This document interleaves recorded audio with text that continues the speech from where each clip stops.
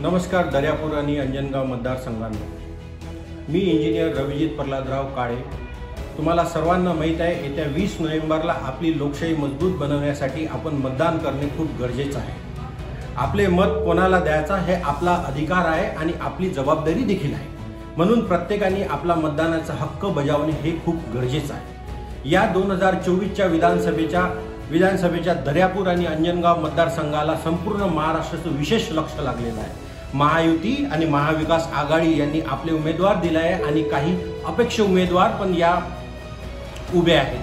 सर्व उमेदवाराचे प्रचाराचे तोफा एकमेकावर आढळत आहे. प्रत्येक उमेदवारांनी तो कसा चांगला आहे हे संपूर्ण मतदारसंघात सांगत आहे. विशेष म्हणजे कार्यकर्त्यांना त्या कार्यकर्त्यांना माझ्याकडून सलाम आणि हे गोष्ट कार्यकर्त्याशिवाय शक्य नाही.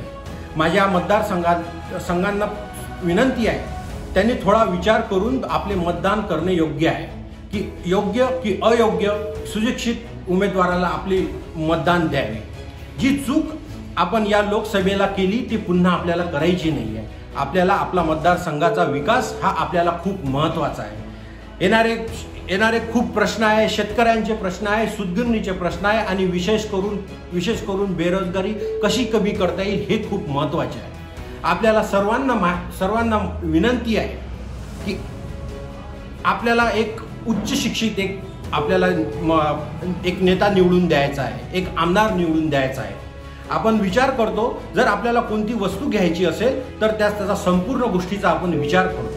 उदाहरणार्थ TV, fridge, 4 wheeler, washing machine, 2 wheeler, 4 wheeler आणि 4 व्हीलर घ्यायचा जर विचार करतो तर आपण त्या प्रत्येक गोष्टीचा विचार करतो.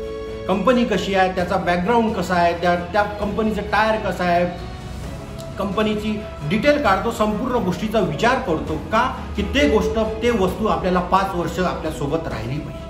तसाच आपल्याला या गोष्टीचा विचार करायचा आहे आणि काही 5-6 मुद्द्याचा त्याच्यावर आपल्याला विचार करायचा आहे की आपला नेता, आपला आमदार हा कसा असायला पाहिजे, कसा असायला पाहिजे आणि त्यांनी आपली जबाबदारी कशी निभवली पाहिजे. मुद्दा नंबर 1, हा आपला उमेदवार हा उच्च शिक्षित असला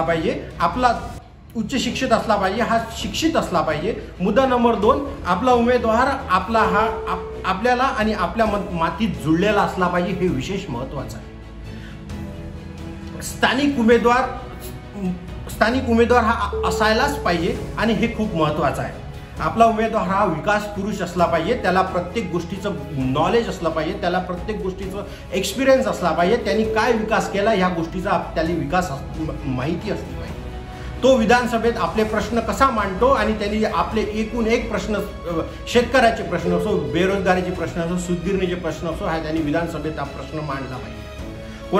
कोणाला कोणती सहानुभूती द्यायची आहे आणि त्या सहानुभूतीच्या भरोशावर कोणत्या उमेदवाराला निवडून द्यायचा आहे हे चूक करू नका. आणि सर्वात महत्त्वाचं म्हणजे आपल्या समाजाला लागलेली कीड की मी त्या जातीचा आहे आणि तो माझ्या त्या जातीचा आहे म्हणून मी त्या उमेदवाराला मतदान करतो. नाही, सर्वात महत्त्वाचा आहे विकास पुरुष, एक उच्च शिक्षित, तो कोणत्या जातीचा असो हे आपल्याला महत्त्वाचं नाही आहे. आपल्याला द्यायचा आहे मत. तरी संपूर्ण या गोष्टीचा विचार करून आपल्याला महायुतीच्या घटक पक्षाचा उमेदवार म्हणजे युवा स्वाभिमान पक्षाचा अधिकृत उमेदवार म्हणजे इंजिनियर रमेश बुंदले यांना तुम्ही निवडून द्यायचा आहे, भरघोस मताने निवडून द्यायचा आहे. त्यांचं चिन्ह आहे पाना. तरी त्यांना बहुमत मतांनी विजयी करा. एक है तो सेफ है. जय महाराष्ट्र.